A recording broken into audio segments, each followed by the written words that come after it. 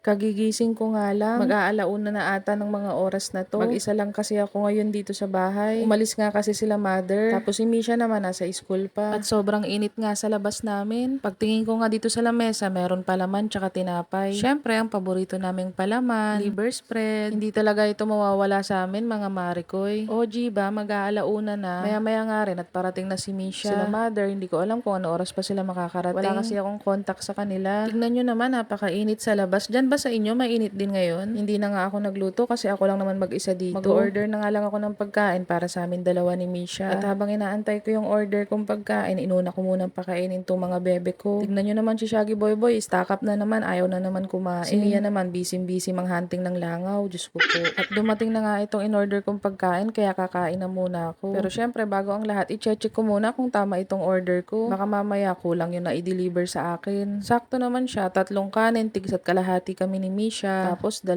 order ng ulam. Napakasyala naman itong karinderya na to. Naka-Tupperware pa. May kinikita pa kaya sila dito? Baka yung tubo nila napunta na lang dito sa Tupperware. At mukhang goods naman siya, tsaka mabango. Mukha naman siyang masarap. Bala ko nga sana aantayin ko na lang si Misha para sabay na kaming kumain. Kaya lang hindi ko na kinakaya, mga mare, nagugutom na talaga ako. Tanghali na nga kasi ako nagising, bali nakapag-skip na ako ng breakfast. Kaya naman gutom na ako at hindi ko na nga siya maaantay. Bali sa isang order nga ng ulam, mga mare, 3 piraso yung manok. Masarap naman siya, okay naman siya. Kaya lang mga mare, kaya pala siya malaki, gawa puro harina. O, ba? Okay lang naman yun. Ang importante, masarap. Tsaka syempre, malinis ang pagkakaluto nila. Alam nyo, yung lasa nito mga mare ko, parang buffalo chicken lang din siya. O baka buffalo nga rin talaga to. Iba lang yung tawag nila. Kasi ang nakalagay dun sa in-orderan ko, fried chicken daw with sauce. Kaya lang 'di ba yung chicken buffalo, wala naman siya mga kasamang pipino. Ito kasi may kasama siyang mga pipino, sibuyas. Basta masarap siya, tapos lasa siyang chicken buffalo nga. Basta bahala na, basta ang importante masarap to. Hindi ko man alam kung anong tawag dito, basta chicken with sauce daw eh. Tsaka masarap siya, promise. Mukhang mag-order ako ulit nito. Alam nyo, 70 pesos lang yan mga mare. 70 pesos isang order, 3 piraso, tapos naka-Tupperware pa. OG ba, hindi na masama. Yun nga lang, may kinita pa kaya sila dito. Maya-maya nga lang rin, habang kumakain ako, dumating na rin si Mishana. Hindi ko na lang din siya naisama sa video. Kasi nga nung dumating siya, pinatay ko na yung camera. Eh hindi na ako nag-video ulit, syempre. Inuuna namin, kumain na lang, 'di ba? Anong oras na rin kasi, tsaka gutom na siya. Dati kasi, doon sa dati namin tinitirhan, nilalakad lang ni Misha yung pauwi, tsaka papasok. Ngayon kasi, makakadalawang sakay pa siya, sasakay siya ng bus. Tapos, pagtigil niya sa kanto ng subdivision, sasakay naman siya ng e-bike, papasok dito sa amin. At tignan nyo naman tong surprise na nakita ko, mga mare. Diyos ko po, kung kailang tapos na akong kumain, saka ako nakita to. Kung kailan ubos